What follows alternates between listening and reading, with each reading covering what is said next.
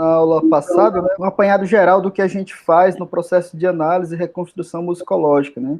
A gente aborda toda a contextualização histórica, né, assim, do que se quer reconstruir. Quem é o autor, as circunstâncias todas do autor, então, nascimento e morte, onde viveu, o contexto geográfico, político, econômico, família, né, a trajetória de vida, né, a influência dele por outros compositores e quais os compositores que ele influenciou, né, com quem ele teve aula, com quem ele estudou, por onde ele passou, né, quem o contratou, né, assim, existia muito essa relação do mecenas, ou de um rei, ou de um príncipe, contratar um determinado compositor, né, para ser o compositor da sua corte, assim.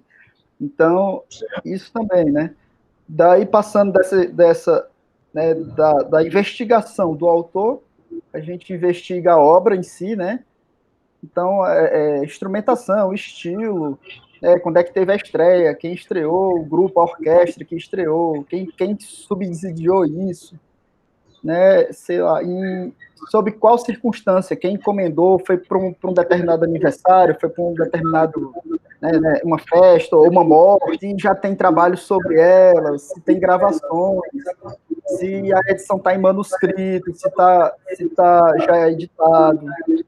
Então, tudo isso a gente, né, pesquisa numa pesquisa musicológica.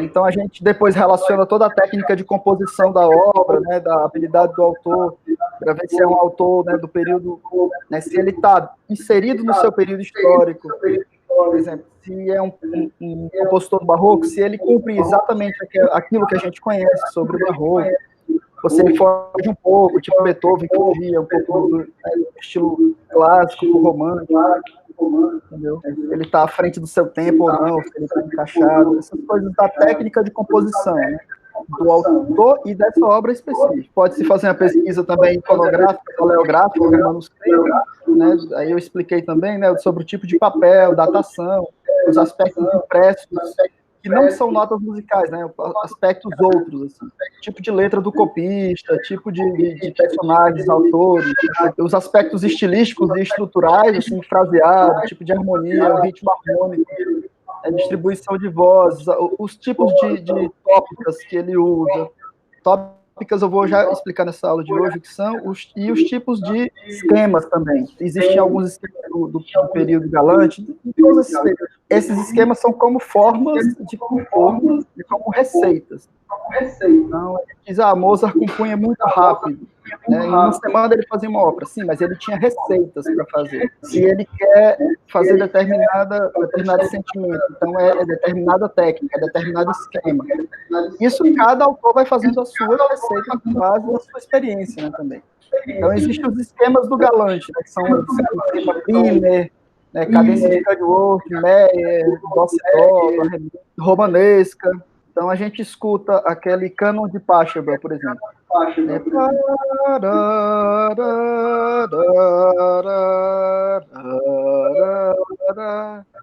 Isso aí era uma receita que se tinha, que chama romanesca. É um esquema em que ele desce uma quarta e sobe uma segunda.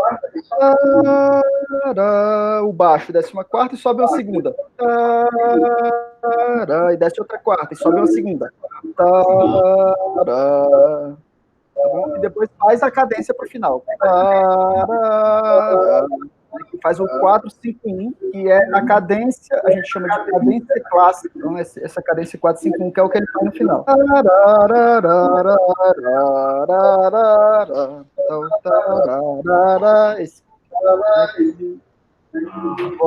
Volta novamente para a tônica, faz 4-4-5-1. Então, existiu esse tipo de conjuntos de regras de composição, mas no sentido de eles até determinavam o tipo de intervalo que deveria ser seguido. E isso estava incutido tanto na cabeça dos compositores, que saía-se automaticamente. Então, esse tipo de esquema, né, eles davam um norte da parte estrutural, certo? Mas existia um outro tipo que dava um norte da parte, vamos dizer, da parte inteligível, inteligível da música.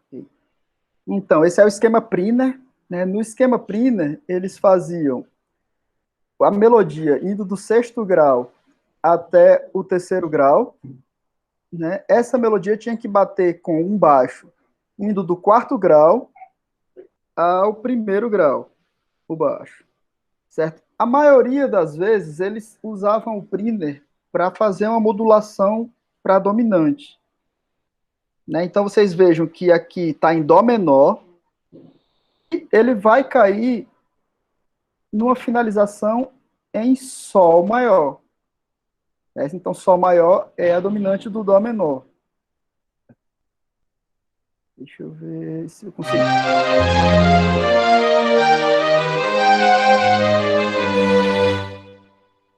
Então, de tanto os compositores ficarem imersos nessas técnicas, nesses esquemas, eles escutavam essas coisas todos os dias e treinavam nos cravos e treinavam, né, nos seus instrumentos, e daí iam se familiarizando cada vez mais.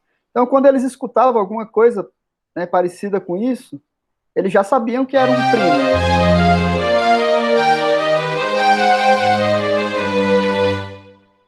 Certo? Isso em qualquer contexto, em qualquer música.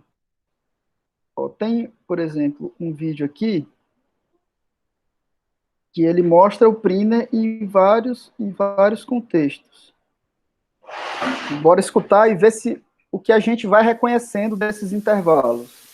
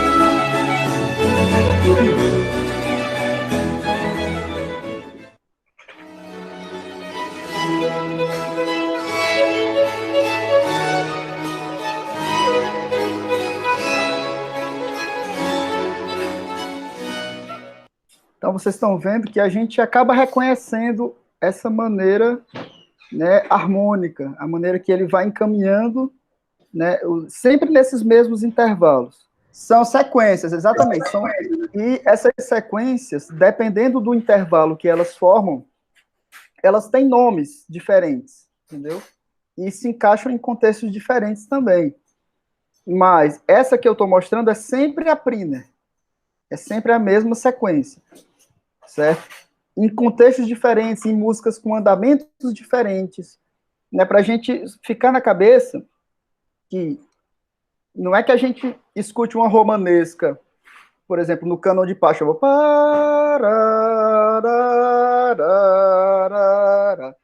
que a romanesca é só isso, né, que ela só pode ser usada assim, dessa maneira, não. Ela esse tipo de interação harmônica, ela pode ser usada de N maneiras, em uma dança, em uma música lenta, né, em uma música rápida, fazendo cada nota ser muito longa, então pode ser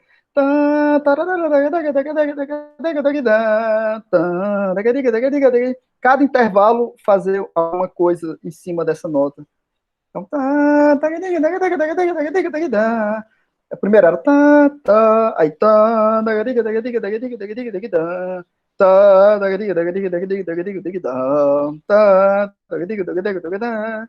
pode ser uma composição que eu fiz agora, assim, de ouvido, de cabeça, mas usando o esquema da romanesca, que é entendeu? E esse esquema aqui, 14ª e sobe uma segunda, 14ª e sobe uma segunda. Esses esquemas, eles vieram dos partimentos, né? O partimento era um baixo que era dado e que a pessoa fazia toda uma composição em cima. Então, as composições, elas começam, né, começam daí, né, a partir de uma melodia que é a base e que vem outras melodias, né, em cima. Isso é uma das técnicas, né? Existiam as técnicas também que a pessoa, né, mais por período clássico, existia a melodia do cantor, e que a gente chama melodia acompanhada, né, na época do bel canto, daqueles cantores que né, gostavam de aparecer muito, que o compositor escrevia a melodia e depois escrevia o acompanhamento para ela. Então é um outro tipo de técnica. Vou escutar só mais um pouquinho de Priner para vocês.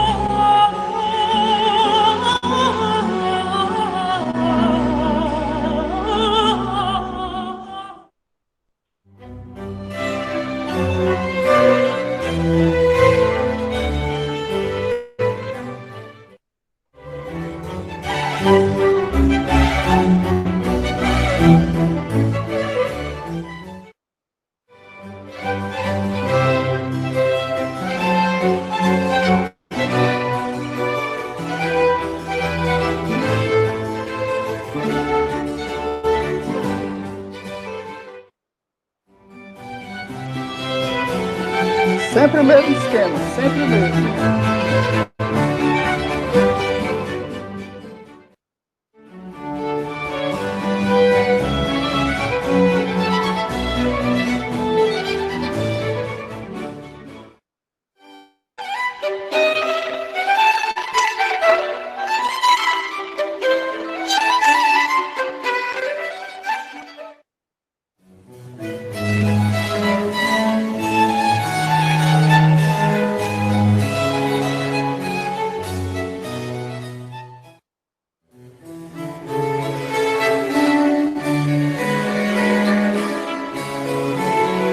Agora em modo menor.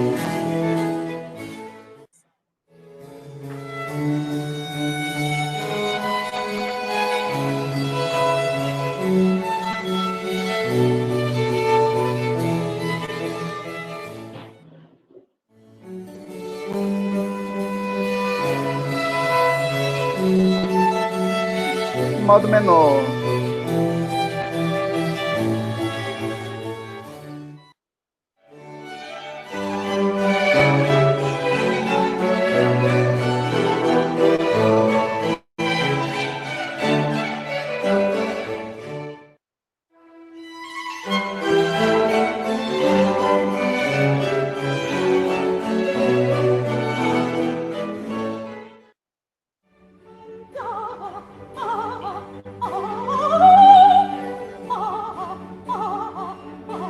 Agora no meio, ele fazendo cada intervalo ser bem grande.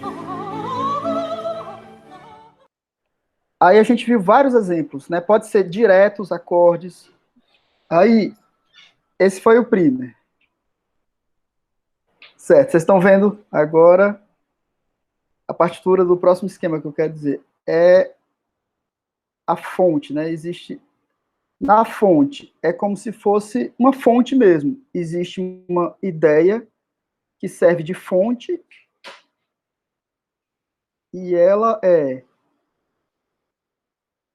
passada para frente, reproduzida aqui na frente, certo?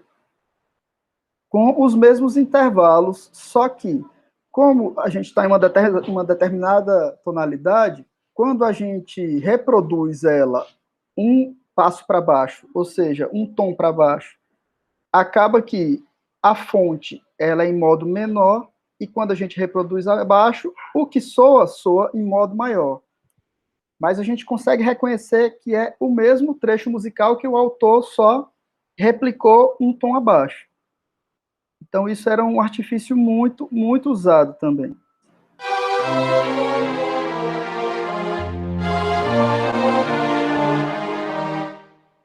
Certo? É muito, muito usado mesmo nessa fonte.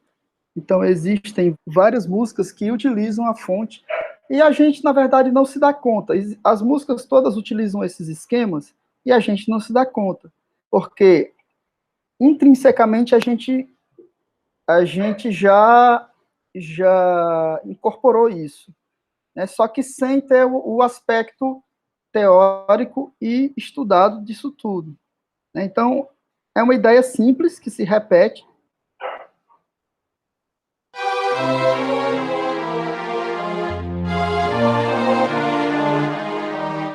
Nesse caso, a terminação é 4/3, então vai do quarto grau, enquanto que o baixo está no sétimo grau. E aqui faz, para quem é violonista, um 4 sus, né, um acorde sus aqui de 4, e depois resolve na terça. Certo? E a mesma coisa na segunda parte da fonte. Certo? É muito, muito comum mesmo isso. Uns exemplos de fonte, eles utilizam isso também, né, para fazer modulações. Então, essa questão de construir uma modulação. Os esquemas, né, lhe ajudam a construir modulação. O primer lhe ajuda a construir uma modulação para dominante. Né? Então, a fonte lhe ajuda a produzir uma modulação para um tom abaixo, por exemplo. Né? Então, ajuda você a produzir uma modulação de menor para maior. Né? E isso pode ser utilizado de maneira ampliada também. Tá? Não é só... Eu coloquei um compassinho que já mostra tudo no mesmo compasso. Mas essa relação, ela pode ser ampliada. Ó.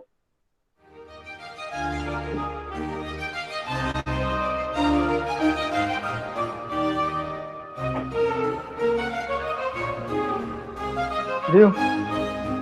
Então, aqui, ó, ele fez... Ele reproduz embaixo a mesma coisa que ele fez em cima. De novo. Então, uma ideia musical serve para a próxima.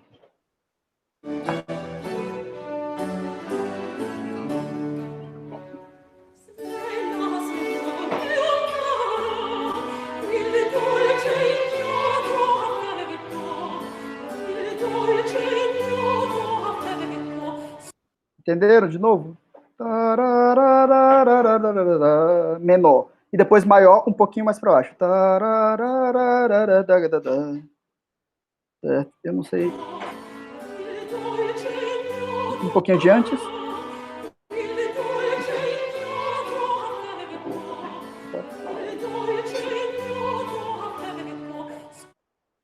Certo? Então, ó, a gente vai conhecendo esses esquemas e ficando íntimo, vamos dizer, de certa forma, deles. Para reconhecer. Na verdade, quando toca uma música...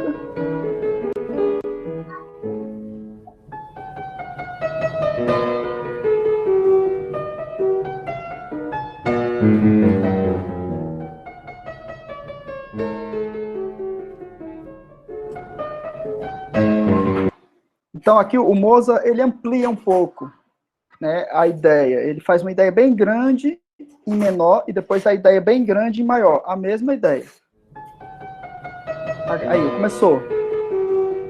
Toda a parte menor. E agora a parte maior.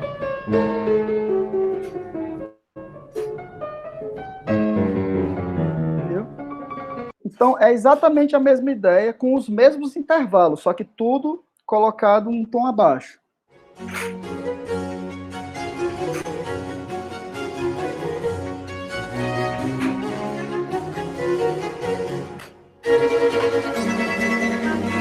Começou. E agora é maior. Então, entenderam? Bem na parte da tempesta, assim, começa o esquema da fonte.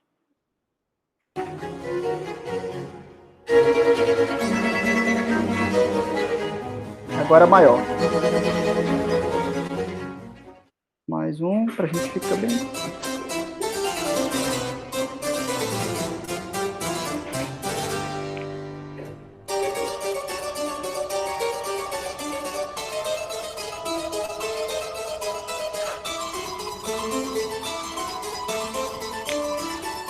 Certo? Agora, existe a fonte, vamos dizer, para cima também, né, que a gente chama de monte. Então, ele começa com ideia e, ao invés de baixar o tom, né, baixar um intervalo de segunda, ele aumenta o intervalo de segunda.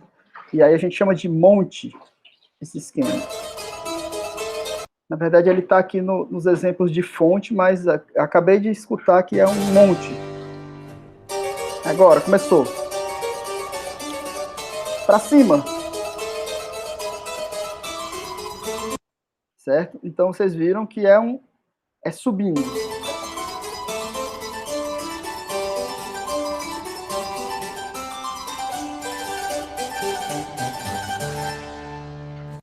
Ou, nesse exemplo, ele faz vários esquemas. Ele faz um monte, depois ele realmente faz a fonte, né, lá em cima. Deixa eu escutar de novo. Aqui, ó. Quando ele faz tara, tara, tara, tara, tara, tara, e depois baixa, tara, tara, tara, tara, tara, tara, é uma fonte. E depois ele faz um pequeno prima e termina na dominante. Fonte. Baixou.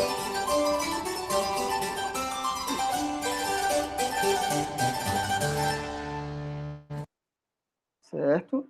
Então ele vai misturando os esquemas.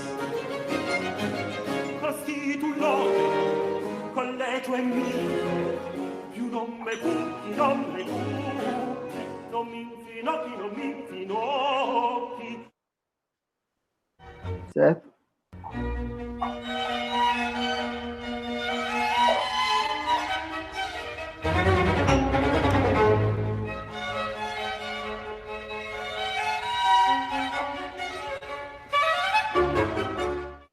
Aqui o Haydn, ele optou por fazer uma pequena ponte entre a fonte, a primeira parte da fonte e a segunda.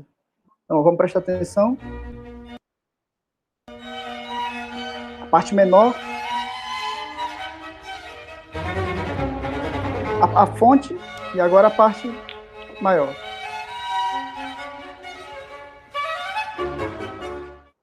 Então, deu para ver mais um esquema que ele apresenta aqui. Deixa eu apresentar mais um esqueminha para vocês. Esses esquemas, assim, até uma vez eu apresentando para um aluno, depois ele chegou com uma composição. Olha, professor, eu usei só, assim, fiz uma lista de esquemas e depois fui compondo em cima deles. E ficou muito legal. Deu só dele ter feito esse trabalho, assim, primeiro só teórico e depois foi só como que cumprindo a receita de bolo. Ó, olha o esquema monte que eu falei. Existe uma relação de 4/3 no soprano e de 7/8 no baixo, em que ele sobe toda essa relação por um tom. E aí já é uma relação maior-maior mesmo, da mesma tonalidade. Pode ser menor-menor, maior-maior.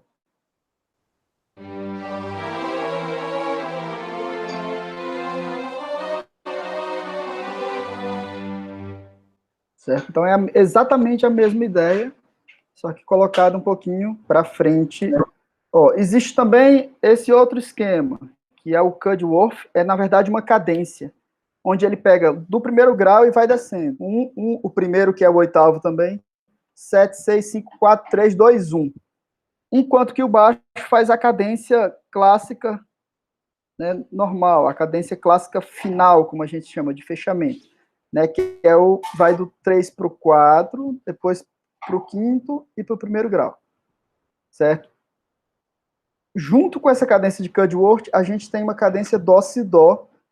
Aqui, por acaso, é Dó-Si-Dó as notas mesmo, mas Dó-Si-Dó significa tônica sensível e tônica.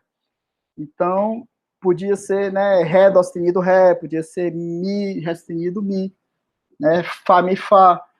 Então, aqui é Dó-Si-Dó porque a música está em Dó menor, então, coincidentemente, deu Dó-Si-Dó mesmo as notas.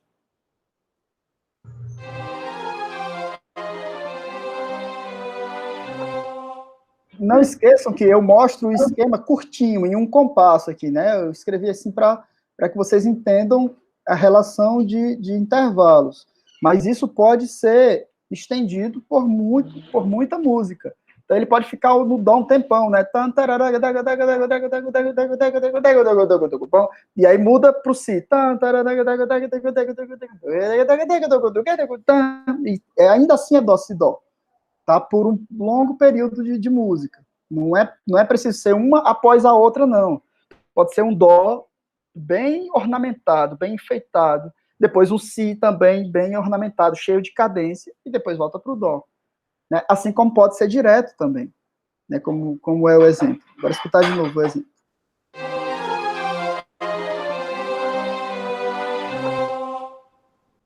Ok? Então, ele pode ser assim, mas pode ser também bem estendido, tá? Numa música bem maior também. É um esquema simples, né, que sempre vai da tônica para a dominante e volta para a tônica, certo? Embaixo pode estar uma relação de 5-1, uma cadência, certo? Ou pode ser também uma relação de 1-5-1, tá? Continua sendo o esquema Dó-Si-Dó. Aqui tem o esquema Meyer, onde o baixo vai do primeiro grau para o segundo, enquanto o soprano vai do primeiro para sensível, né, para o sétimo. Depois ele conclui com uma cadência 4-3 e 7-1, uma cadência suspensa, cadência sus. Aqui em cima tem o Mi, Ré, Dó. Vocês vejam ó, que para a gente identificar o esquema, às vezes as notas estão bem dentro da estrutura, não está bem claro. Mas é um esquema de Mi, Ré, Dó.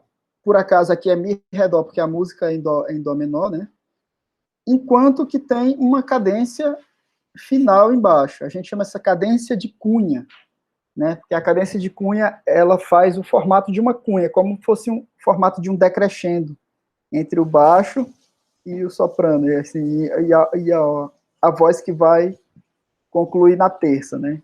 Então essa voz vai concluir na terça, o mi, e aqui vai concluir, né, na primeira, o dó.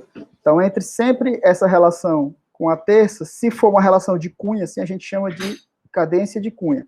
É um tipo especial de cadência perfeita do período galante, certo? Foi definida pelo Daniel Hertz.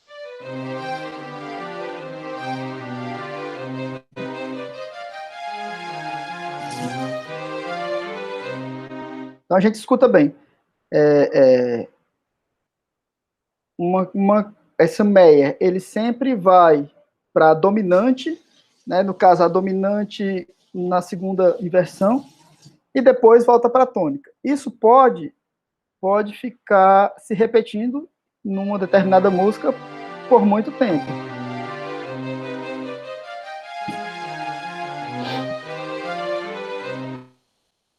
E taran, taran, taran, taran, taran.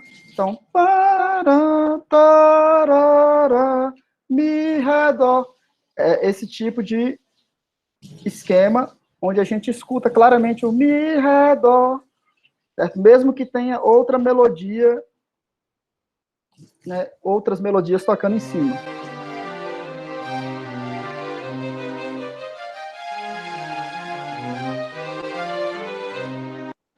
Aqui, ó, são esquemas misturados, certo? Não, a coisa não é sempre tão simples e o autor pode resolver misturar várias ideias e vários esquemas. Aqui a gente tem um grande dó, ré, mi, né? Então, vocês veem que o dó, ré, mi é um esquema onde vai do primeiro grau ao terceiro, né? E enquanto o baixo faz o 1, 7 e 1. Aqui vai do ré, primeiro grau, mi, segundo grau, e fá, terceiro grau, no esquema dó, ré, mi. Vejam que a relação é de intervalo, não é de nome. O nome do esquema sempre vai ser dó, ré, mi, certo? Sejam as notas dó, ré, mi, ou sejam as notas ré, mi, fá, ou mi, fá, sol, certo? Ou sol, lá, si, tanto faz. E depois ele termina no esquema, um grande esquema mi, ré, dó, voltando, né? Fá, mi, ré. Dentro desse esquema do Ré Mi, tem o esquema de Meyer, onde ele vai do primeiro para o sétimo aqui, e de um para o quinto. Depois vai do 7 para o 1 e aquela relação sus, acorde suspenso, de 4, 3. Então resolve na quarta e depois relaxa no terceiro grau. Eu coloquei o áudio aqui.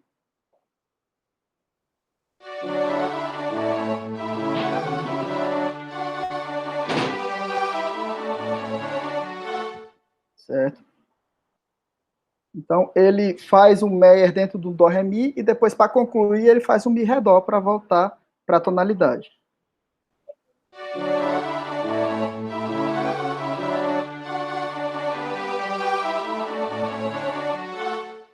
Então, eu queria mostrar para vocês só um pouquinho de como a romanesca pode ser variada também, né? Eu falei do tararara, do cânon de Pachelbel, que é o exemplo mais claro de romanesca, né, que a gente sabe, e não falei como isso pode ser variado. Em várias músicas vocês vão encontrar a romanesca, ela é bem assim, bem comum mesmo, bem comum. Tá, então a romanesca geralmente é assim, como a gente conhece mesmo o cânon de Pachelbel, né?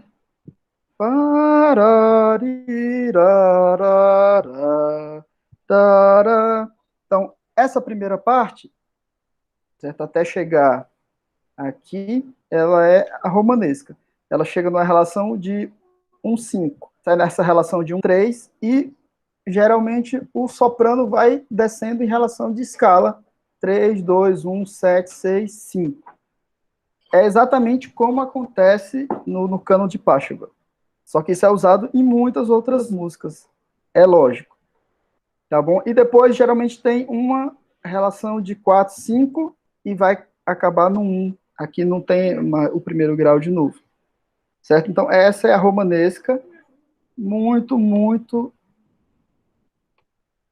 muito utilizada. Deixa eu colocar para vocês alguns exemplos para a gente escutar. A romanesca também é um estilo de dança, né, com esse mesmo nome, romanesca, e como ela era sempre construída assim, né, com essa relação intervalar, então acabou que o esquema também chamou romanesca. Vou escutar um pouquinho.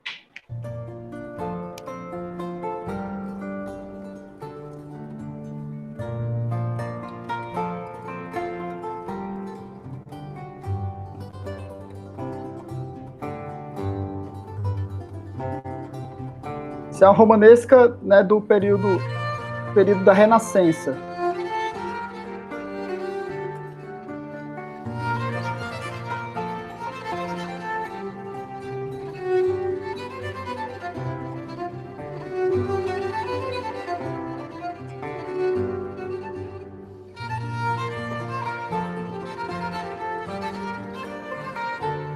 Aqui vocês podem ver as informações da gravação.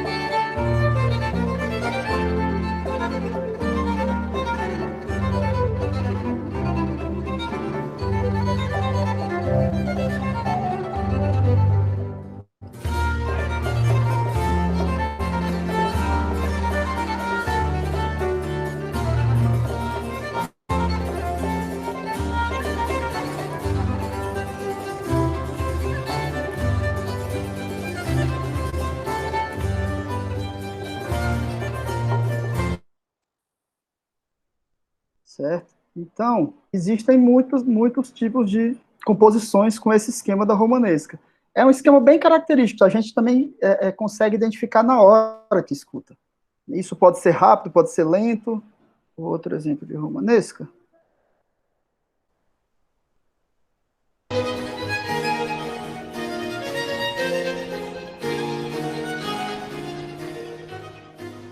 Certo? São algumas romanescas com monte.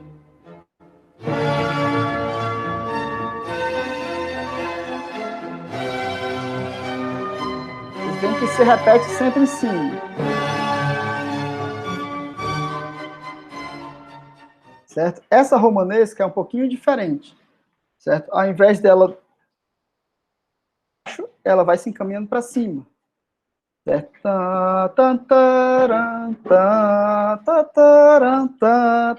Então é como um monte repetido várias vezes. Né? Existe a romanesca, né? Quarta para baixo e segunda para cima. E isso espelhado também. Né? Outra romanesca para cima.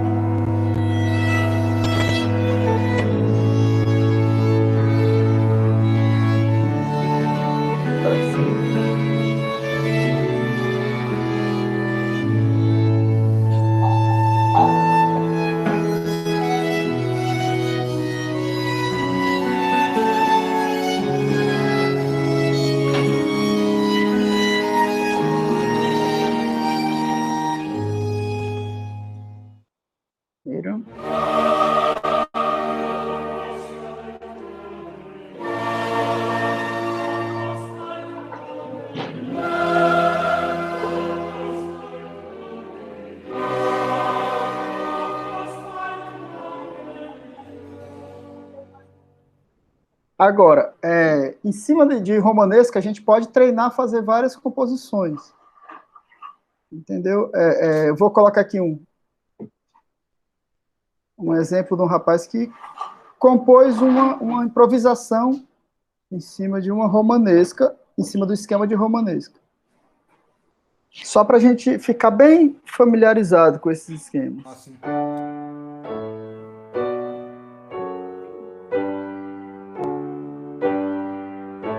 Und jetzt geht's wieder von vorne los.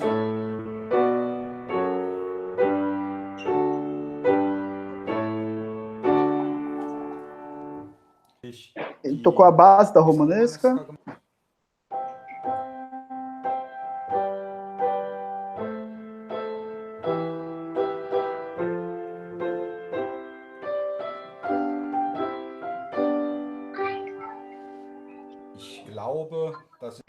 Tá? Uma romanesca de uma ópera de Mozart. Isso é um trechinho de uma ópera de Mozart.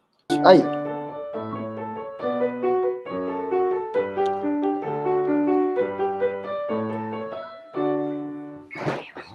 Auch das wieder eine sehr einfache. Então, gente, não importa se é uma nota depois da outra ou se é uma frase longa. Os esquemas sempre vão servir, né, para nortear essa relação de intervalo, essa relação de notas, tanto uma após a outra, quanto numa estrutura geral. Vocês viram que pode ter um esquema dentro do outro. Nessa parte de estrutura geral, deixa eu só ver aqui se eu encontro uma partitura comentada, né, com alguns esquemas. Então, como é que a gente pode fazer uma análise musicológica a partir dos esquemas?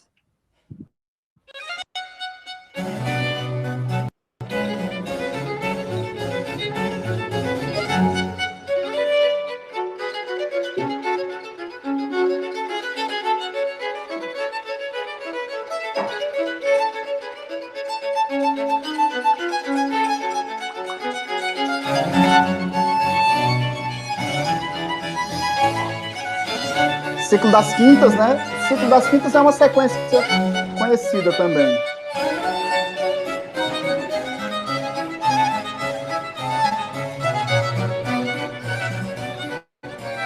O prime aqui, ó. Viu? O prime voltando da dominante para a tônica de novo.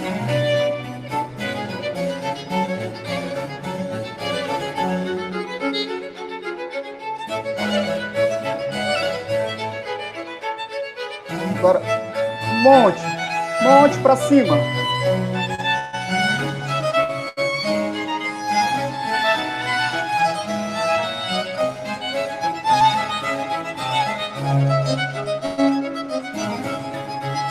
Cinco das quintas de novo, que aí todo mundo reconhece. É mais no ouvido da gente, né?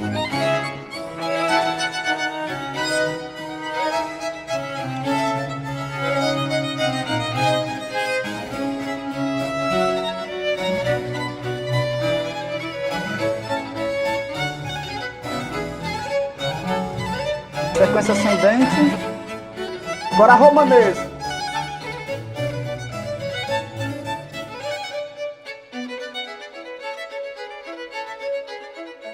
Essa oscilação é tipo um esquema de Meyer também. Que ele colocou como oscilação, mas é um esquema de Meyer. Um grande primer, ó.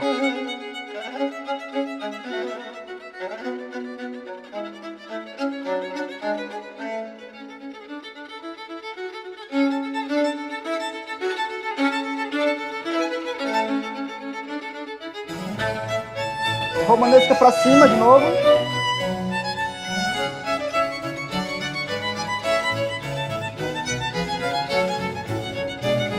Outro esquema que chama coma, que é bem interessante.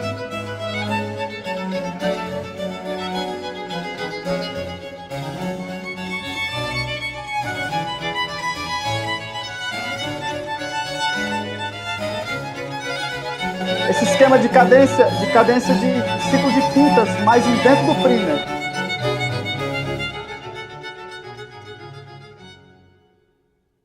Depois, a grande cadência, né, no final, que é as cadências normais, né, finais do galante. Então, ele faz várias vezes, né, 1, 6, 4, 5, 1, 6, 4, 5, 1. Né, é a grande cadência, só que ele ainda coloca por 2 compassos. Chama grande cadência do período clássico. Tá? É bem interessante. Então, existe esse tipo de análise musicológica, que é uma análise dos esquemas. Existe também a análise com base em tópicas, mas aí já é uma análise que a gente chama de análise retórica, com relação às ideias, né, do que se quer passar na música. Né? Então, existem vários tipos de tópicos. Deixa eu ver se eu consigo colocar. Eu fiz um PowerPoint aqui. Chama Teoria das Tópicas Musicais. Então, ela é uma descrição da música em termos de linguagem ou disciplinas baseadas na linguagem. É como uma descrição mesmo da ideia musical. Daí, a gente não fala muito na relação intervalar, daquele intervalo desce um pouquinho, depois sobe, depois a gente fala o que é que essa relação intervalar, ou relação harmônica, ou encadeamento melódico, ou encadeamento, o que é que isso nos dá de ideia musical, ou nos dá de sentimento. Então a gente não vai tocar pam, pam, param, tarará, e dizer que isso é uma ideia de festa, ou uma ideia alegre, ou uma ideia de marcha, né? Só se for uma marcha fúnebre, aí sim, né? Ou uma ideia de militarização, ou uma ideia de dança. Não, a gente sabe que cada tipo de música nos remete a uma ideia. Então, desde das antigas teorias, né, dos afetos, né, o afeto que a música causa na gente. E isso determina também a retórica do que a gente quer falar. Principalmente em música vocal, quando a gente quer compor alguma música que vai ser vocal, a gente tem que prestar muita atenção no que a letra daquela música nos diz. Né, se a letra é uma letra alegre, é uma letra para cima, e a gente faz uma música triste em cima, a gente fica meio né, anti-retórico isso. É como que a gente vai fazer uma redação no vestibular e foge da retórica. Não é foge do sentido, mas foge da coerência. Então, quando a gente vai escrever alguma coisa, tem que ter uma coerência de ideias. Imagina a gente escrever a parte musical de uma letra que é alegre e a gente escrever triste. Né? É meio incoerente. a não ser que seja de propósito, a não ser que você esteja, né, encarando isso, né, para fazer isso mesmo. E aí você vai dizer, não, aquela letra alegre é uma ironia de uma tristeza, por isso a música é triste. Ou ao contrário, entendeu? A música é triste ironizando a alegria. Então, tudo pode ser feito, desde que você saiba o que está fazendo e que você consiga explicar, na verdade, o que está fazendo. Grandes estudiosos da retórica que a gente busca como fonte é o Burmeister, né, o livro Música e Poética, de 601, o Mattheson, que é o Vollkommen Kapellmeister, né, o mestre de capela perfeito, né, o grande mestre de capela. Isso também passa pela semiótica, pela linguística e crítica, né, do século XX, através do Leonard Ratner. O livro do Ratner é esse música clássica, expressão, forma e estilo, né, que já é do nosso século, né, do século XX. Eu nasci lá, né, não sei vocês se já são desse século, eu nasci em 85. Certo? Então, o livro do Ratner é esse Classic Music, Expression, Form and Style. E aí, ele dá uma definição inicial, né, dos tópicos musicais, né, no século XVIII. A partir do contato com o culto, a poesia, o drama, o entretenimento, a dança, as cerimônias, o militarismo, a caça e a vida nas classes mais baixas, a música do início do século XVIII desenvolveu um catálogo de figuras características que deixaram um rico legado para os compositores clássicos. Algumas dessas figuras foram associadas com sentimentos e afetos, e outras ganharam um sabor pitoresco. Então, eles pegaram aquilo tudo de que a literatura já tinha desde a Renascença, né, desde o grande boom da literatura, depois que passou a Idade Média, daquela coisa toda da retórica para a figura do que se quer dizer, né, do inteligível. Então, aqui ele chamou de figuras características, o catálogo de figuras características do que a gente conhece. A gente conhece sentimentos, a gente conhece os afetos, a gente conhece um clima bucólico, a gente tem uma figura do que é uma caça, a gente tem uma figura do que é uma guerra, a gente tem uma figura do que é uma tempestade, a gente tem figuras do que é danças, coisas gerais que todo mundo tem a figura do que é na cabeça, né? Então, figuras características. Elas são designadas como tópicos, são temas para um discurso musical. Os tópicos surgem como peças totalmente desenvolvidas, ou seja, tipos ou como figuras e progressões dentro de uma peça, estilos. Quando são tipos, ela é como um minueto. O minueto é um tipo, mas ao mesmo tempo o minueto é um estilo. Ele está dentro da peça, mas uma peça tipo minueto, ela é sempre daquele estilo, tá bom? Então, o tópico pode ser uma peça toda ou pode estar dentro da peça, né? Ou ainda dentro de um minueto pode ter outras tópicas diferentes, né? Então, a distinção entre tipos e estilos é flexível. Minuetos e marchas representam tipos completos de composição, mas também oferece estilos para outras peças. Os tipos, segundo Ratner, as danças, né, minueto, sarabanda, polonese, bourrée, contradança, gavote, giga, siciliana, marcha, esses são tipos. Estilos, o estilo militar, né, o estilo a gente chama de música de caça, está dentro desse estilo militar. Estilo cantante, estilo brilhante, de abertura francesa, pastoral, música turca, Sturm und Drang, sensibilidade, o estilo erudito, ou o estilo estrito, fantasia. Então, esse estilo fantasia, o estilo fantástico, ele está presente geralmente nas cadências para concertos de instrumento solo. Então, tem lá o concerto, de repente a orquestra para, e o violinista tem uma grande... antes era improvisação, agora é escrito, que a gente chama de cadência. Então, geralmente é um estilo fantástico, onde ele mostra muita agilidade, um estilo de fantasia. Ele faz uma pequena fantasia dentro de um concerto. O pictorialismo, né, a pintura, traduzindo assim, como pintura de palavras. Esse pictorialismo é quando a partitura segue o que a palavra está dito, mas a direção das notas, exatamente a direção das notas. Então, se eu estou na letra dizendo que eu vou subir, então a melodia sobe. Assim, é muito interessante. Até peguei um exemplozinho aqui. Vocês estão vendo aqui, ó. essa partitura que eu coloquei. And Ever Mountain, ele foi lá para cima. And Hill Made Low. Aí quando ele coloca Made Low, que foi para baixo, a melodia também vai para baixo. Né? Made Low é ir para baixo. Então, essa palavra vale, ela termina para baixo. Toda montanha e colina, traduzindo, né, será rebaixada. Essa rebaixada, made low, termina para baixo. O que é torto, que fique reto. O que é torto, aí ele coloca si, dó, si. Tipo, é torto. Que fique reto. Bem na palavra reto, straight, ele coloca um si grande, que é o si com dois tempos, que traduz esse dó, si anterior, que era o que estava torto. E o que é áspero, né, que se torne plano. Então, o que é áspero, ele coloca aqui, and the road places plan, and the roof, o que é áspero, ele coloca ritmos variados. Varia o ritmo. E depois, no plano, ele coloca uma nota longa. Não varia o ritmo. Então, no que é torto, ele varia o tom dó, si, dó, e depois coloca um si grande. E no que é áspero, ele varia o ritmo.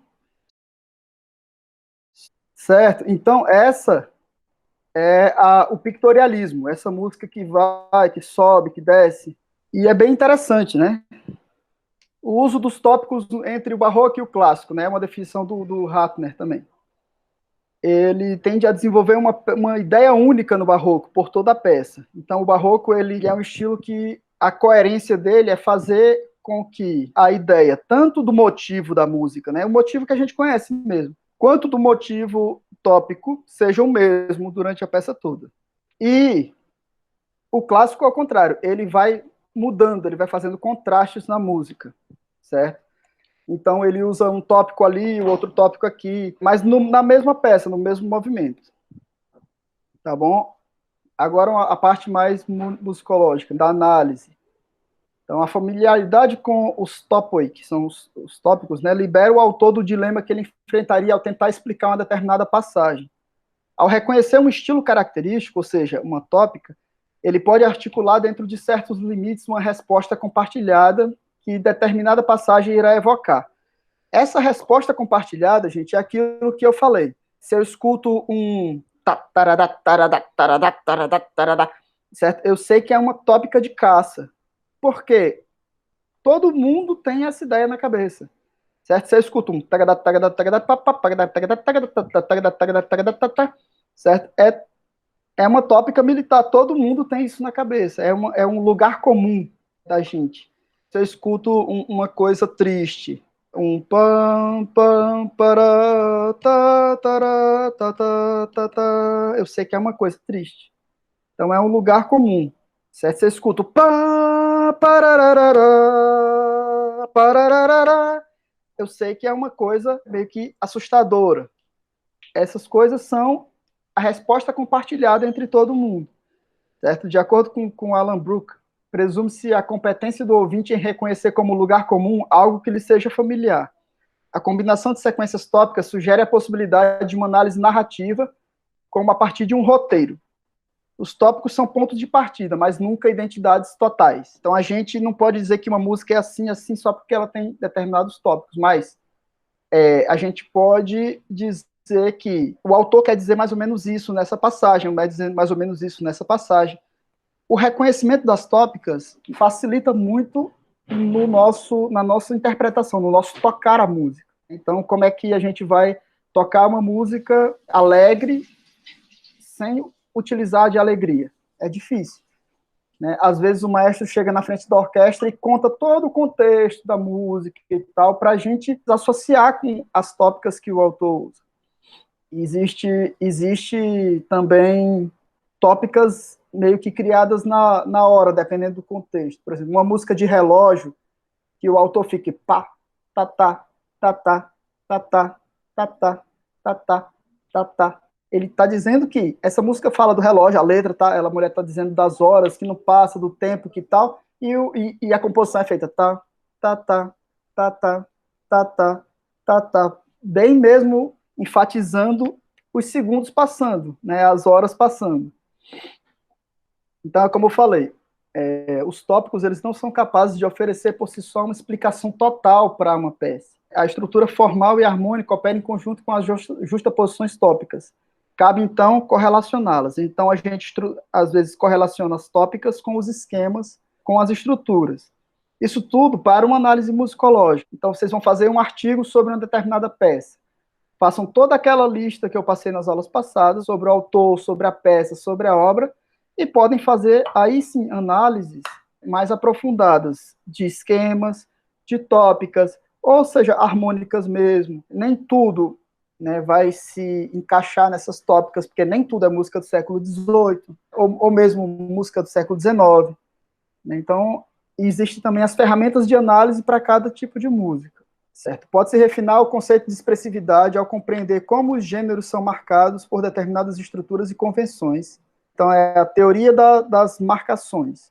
Então, como os gêneros, eles marcam as estruturas e as convenções. Se é uma música alegre, se é uma música com tópicas alegres, vai ter determinados tipos de esquema. Se é uma música com tópica de ombra, com tópicas mais escuras, vai ter determinados tipos de esquema. Então, como os conceitos e a expressividade, certo, dos gêneros, eles marcam as estruturas e convenções que são utilizadas para compor essas músicas. Bom, eu fiz uns outros de exemplo das principais tópicas. É um slide bem simplesinho. Principais tópicas. A ombra. Essas tópicas, elas podem ser estilos ou podem ser tipos completos, certo? Ombra é um estilo. Ela pode estar dentro de vários tipos de obra. Tá? A ombra, o estilo ombra se caracteriza principalmente no suporte semântico que dava às cenas sobrenaturais, de morte ou de expectativas de aflição, né, nas óperas italianas no final do século XVII. Mantém a mesma característica do século XVIII.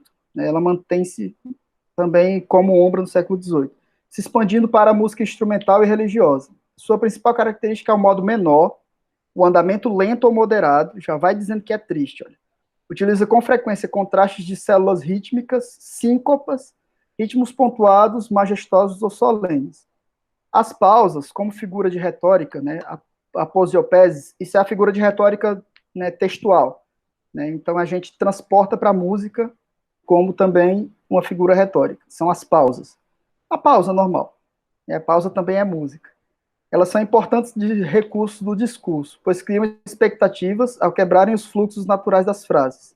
Então, essa quebra do fluxo natural também é um fator de tristeza. As texturas possuem contrastes repentinos, né? Frequentemente são densos, geralmente com tonalidades com bemol. O estilo ombra é um espaço natural para progressões ou cadências com cromatismo, com uma cadência frígia e uso considerável de acordes com sétima, principalmente as diminutas. As melodias são frequentemente fragmentadas, utilizando de saltos diminutos, aumentados e ocasionalmente de intervalos curtos, em contraste com saltos amplos. Então, esses saltos muito grandes a gente chama de saltos duriúsculos, né, que são também uma figura importada da literatura. Também são frequentes as linhas monotônicas, né, triádicas para oráculos e invocações. Então, linhas que tenham uma melodia só, né, ou então uma melodia dobrada, né, ou pelo menos melodia só né, triádica, né, que não tenha muitas vozes. O baixo se caracteriza pelo movimento cromático por grau conjunto num tetracorde descendente. Então, né, grau conjunto descendente. Notas repetidas, pedais e ostinatos. Certo? Podem ser com notas repetidas, pode ser com, né, com ostinatos também. A instrumentação é incomum, com tessitura baixa, timbre escuro, especialmente nos trombones. Aqui um videozinho de exemplo.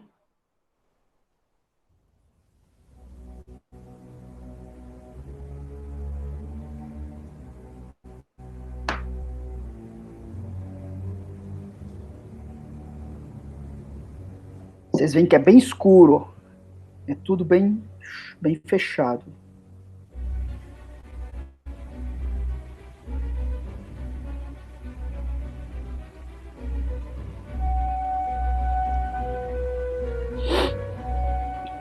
E o baixo sempre em ostinato. Pom, pom, pom, pom, pom. Certo? O baixo é aquele obstinado mesmo. Pom, pom, pom, pom. E de repente, susto. Pausa e susto. Tá? Então, todas as características que a gente leu lá no apanhado teórico.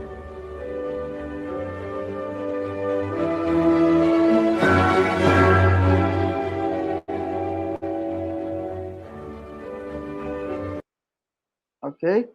Então, esse é o estilo ombra. Tá? É uma figura retórica. A pastoral. Seu ritmo varia de moderado a rápido, quando a tópica estiver em estilo do baixo. A métrica está frequentemente em troqueu. Essa pastoral ele está falando com relação à parte textual. Né? Troqueu é um pé métrico, é um tipo de pé métrico usado em poesia, certo? Então, ela significa uma sílaba tônica seguida de uma sílaba átona, uma sílaba tônica longa e uma sílaba átona mais curta, né, mais fraca. As texturas da tópica pastoral são simples, sem aquelas costuras complicadas e pesadas da tópica de ombra que a gente viu. Né, as tonalidades não se distanciam muito de dó maior e as harmonias são simples e estáticas. O mesmo ocorre com as melodias pastorais, cantabile, né, e que formam um arco. Né, geralmente a melodia sai do equilíbrio, tem um ápice e volta.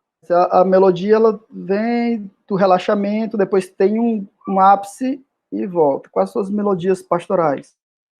O baixo, por sua vez, realiza frequentemente um bordão no primeiro grau. Né, então fica no primeiro grau muito tempo. Às vezes fica um pedal no primeiro grau, às vezes não, mas às vezes sim.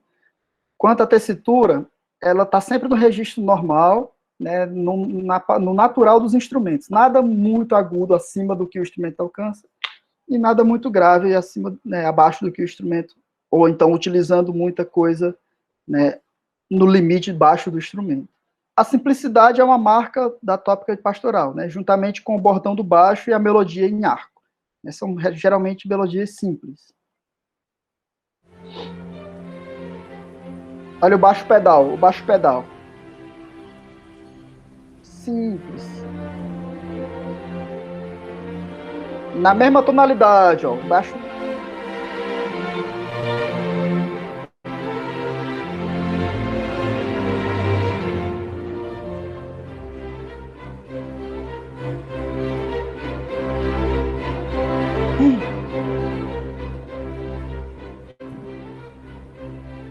Certo? É a Beethoven, a Sexta Sinfonia.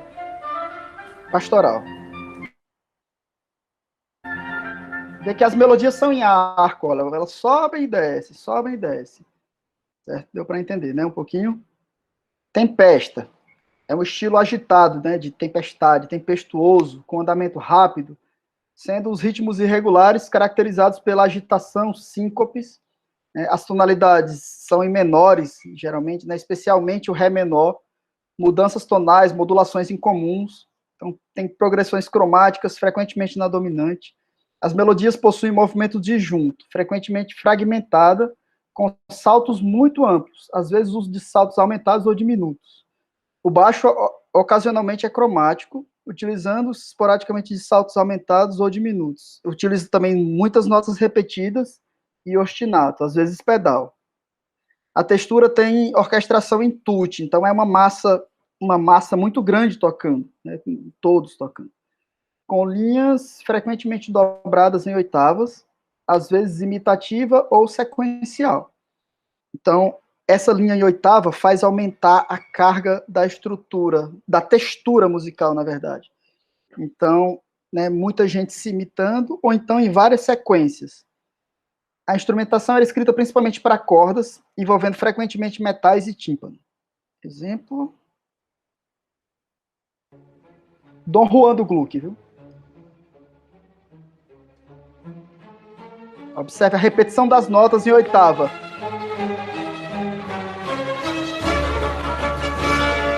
E escalas rápidas. E com metais e ostinato.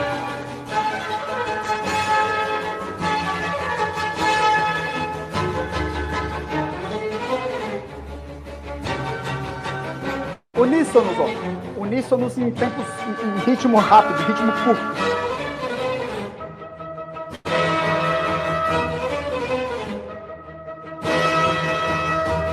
Certo? E é sempre repetido, ritmo repetido.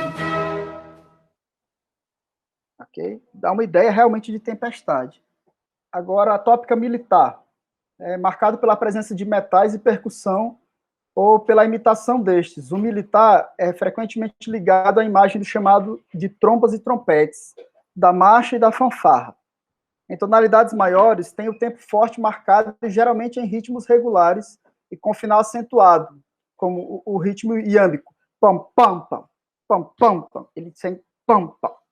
Então, ele marca, né, do ana cruze para o próximo ritmo. Então, né, esse ritmo iâmbico, né, eu conheço ele decorado, que foi um ritmo muito trabalhado por mim no mestrado. Aí, bom, voltando para o militar, tem esse ritmo iâmbico, né? Pam, pam, pam, pam, pam. Então, pam, pam, bababam, bababam, bababam. Que sai do quarto tempo para marcar, né, o início, para marcar o próximo tempo. Então, acentua o final para marcar o início.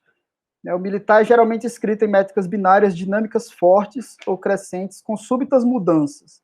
O andamento é geralmente do moderado ao rápido, fazendo referência ao movimento de uma marcha. Um parâmetro muito recorrente é o chamado caça, né, de caça. Então, a gente diz estilo de caça, né, que é utilizado individualmente, frequentemente em início de obras, ou como sinal inicial para a tópica militar que se iniciará em seguida. Então, a gente vê um trompete anunciando assim, pam, pagadam, pagadam,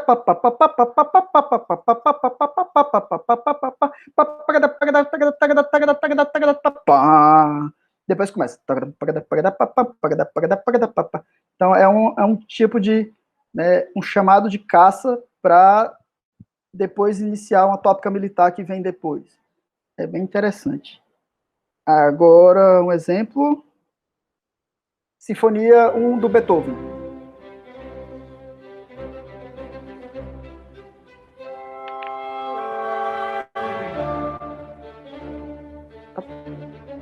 Ritmos pontuados, olha. A introdução.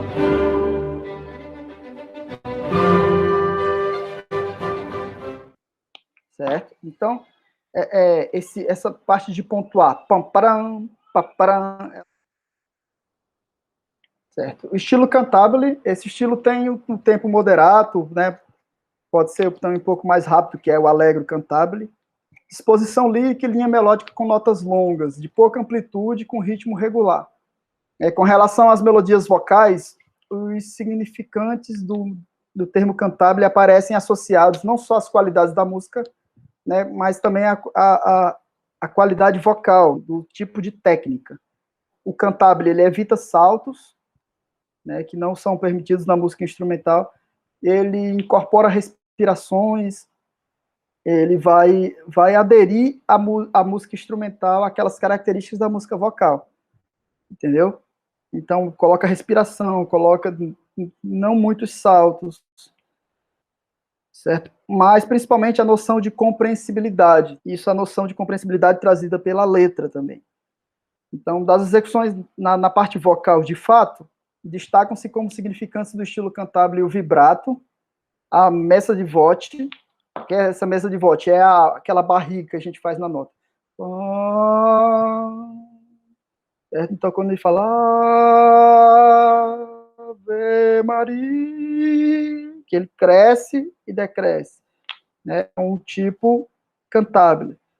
O legato, né? O glissando descendente lento, a gente chama de drag, né? Esse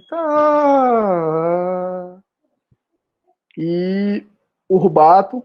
Então, tudo isso que é cantabile, que dá essa carga expressiva no canto, ou também na instrumentação, ela está dentro desse estilo. E também a compreensibilidade, né? Os cantores, eles devem articular bem as palavras de forma que seja compreensível aos ouvintes. Então, esse estilo cantabile nem precisa exemplo, porque a gente sabe, é como um estilo lírico, como um estilo cantado, né? Tanto para instrumental quanto para vocal.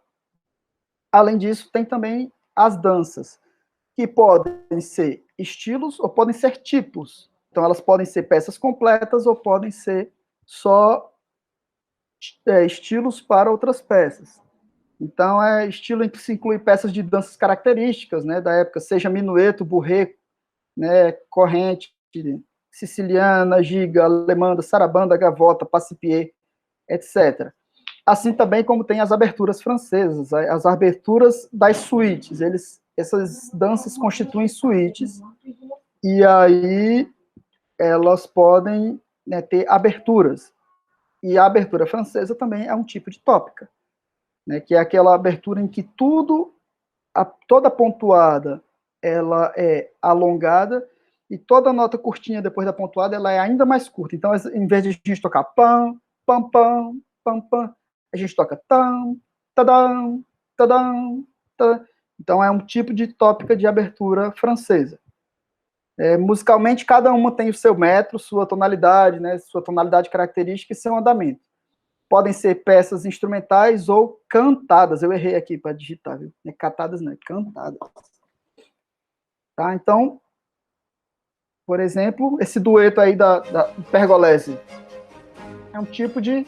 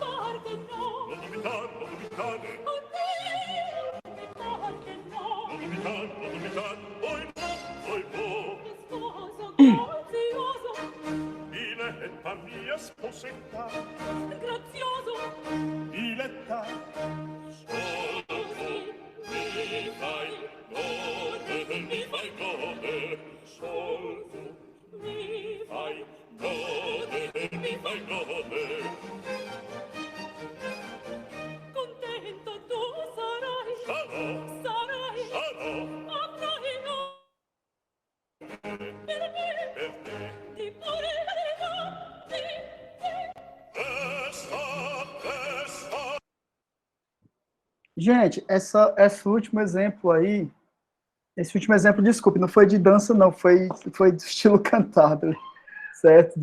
Bom, vocês viram, não tem nada a ver com dança, é um dueto cantado, certo? Então, o estilo cantável, então, eles têm que realmente colocar o máximo de expressão na voz. Então, minueto, vocês sabem o que é giga, vocês sabem o que é. São movimentos de dança que eles são tanto característicos, assim, em si mesmos, que eles se tornam uma peça. E também se tornam estilos para outras peças. Então, dentro de outras peças também tem minueto. Por hoje, eu queria passar só isso aqui, para a gente entender que existem a música para ser pesquisada, né, musicologicamente, ela passa por várias etapas que a gente pode fazer. A análise do autor, a análise da música. Nessa análise da música entram vários tipos de análise, dentre elas a análise dos esquemas, a análise retórica. Vocês podem incluir aí a análise harmônica, que vocês aprendem na aula de harmonia. Então, vocês podem incluir uma análise de linguagem geral, que vocês aprendem na análise de linguagem. Aí inclui o tipo de textura, o tipo de encadeamento das vozes. Existem várias análises que podem ser feitas. Até análise mesmo relacionando ao contexto histórico, que é a relação com o contexto histórico da música. Mas a gente sabe, né, nada veio do nada. Então, o que a gente usa na música muito é importado da literatura. Todas essas tópicas, essas figuras tópicas, elas são importadas da literatura, das figuras de retórica do discurso. Então, todo esse apanhado de figuras retóricas, elas também foram começadas a estudar no discurso mesmo escrito. daí a maior prova de que o que a gente faz, a música que a gente faz, é realmente uma linguagem também. Porque a gente usa as figuras retóricas, as figuras de linguagem da língua escrita, que é claramente uma linguagem. Então, o que a gente faz com a nossa música também tem que transmitir uma ideia, também tem que transmitir uma emoção, também tem que transmitir a nossa linguagem. Isso parte, é claro, também da cabeça do compositor, mas vai à nossa cabeça de intérprete também. Para que facilite na nossa cabeça, a gente faz toda uma análise da música, da obra que se quer tocar ou de se quer reconstruir. O trabalho do musicólogo não é só essa parte histórica, não é só essa parte analítica, mas cada um de nós, como intérpretes, temos que ser um pouco musicólogos também, para que a gente não interprete uma música só porque o professor disse que é assim, o professor fez assim, então é assim e pronto. Não, é assim porque que ideia a gente quer passar com isso? Um aluno uma vez me perguntou, professor, eu toco era o prelúdio de Bach. Eu toco ele ligado, eu toco desligado, eu disse, tanto faz. Aí ele ficou confuso, mas como assim tanto faz? Eu digo, qual é a ideia que você tem disso? O que é que você tem para contar disso? O que é que essa música vai fazer disso? Então, esse tanto faz, é claro, com ressalvas, né? Tem coisas que não tanto faz, tem coisas que a gente tem que orientar na técnica da maneira certa. Mas eu disse um tanto faz para ele parar de ser um papagaio do professor. Então, ele quer que eu toque para ele o jeito que eu faço e ele então imita. Sem explicação, sem nada. E não é assim. A gente quer que todos os alunos sejam independentes, que eles tenham uma determinada emancipação do professor, ou da ideia do professor, pelo menos. Né? A minha ideia é uma, a ideia do meu aluno é outra. Eu preciso respeitar a ideia dele. Né? Eu não chego para o aluno impondo a minha ideia, não. Mas a gente discute, mas a gente vê o que é. Então, o professor que impõe a ideia dele, ele tem uma insegurança no que ele mesmo faz, entendeu? Por quê? Insegurança de que a ideia dele esteja errada e que, então, assim, ele tem que impor na força. Não, eu explico o que eu acho da música, o aluno explica o que ele acha também, certo? E eu explico as facilidades no que ele pode chegar e as orientações para ele chegar àquilo que ele quer, não é o que eu quero. Entendeu? E quando eu avalio na prova, um aluno de prática, né, estou dizendo, de viola, eu avalio aonde ele conseguiu chegar, certo? Não aonde ele conseguiu chegar na minha ideia, mas na ideia dele. A música, ela não é fechada, ela tem várias ideias. Assim, as tópicas também. A gente diz, é uma tópica militar, mas vai uma pessoa e diz, ó, professor, mas eu achei uma partezinha dela que era uma coisa cantável, que era uma coisa não sei o quê. Eu disse, sim, mas essa parte realmente pode ser, entendeu? Então ele pode, às vezes até a própria análise, ela pode vir de maneiras diferentes, né, de uma pessoa para outra. Então não pensem nunca que tudo é estático nem estável, tá bom? Às vezes as coisas são instáveis e são vistas diferentes por diferentes observadores e sob diferentes pontos de vista, tá bom? O que é uma coisa clara para um não é para outro. O que é até mesmo uma verdade para um, não é uma verdade para outro. E assim também é no nosso trabalho musicológico. Beleza, meus queridos? Então, eu peço para quem assistiu o vídeo né, gravado dessa aula, que deixem também o comentário lá no Classroom, dizendo que assistiu, para poder ter a presença da aula.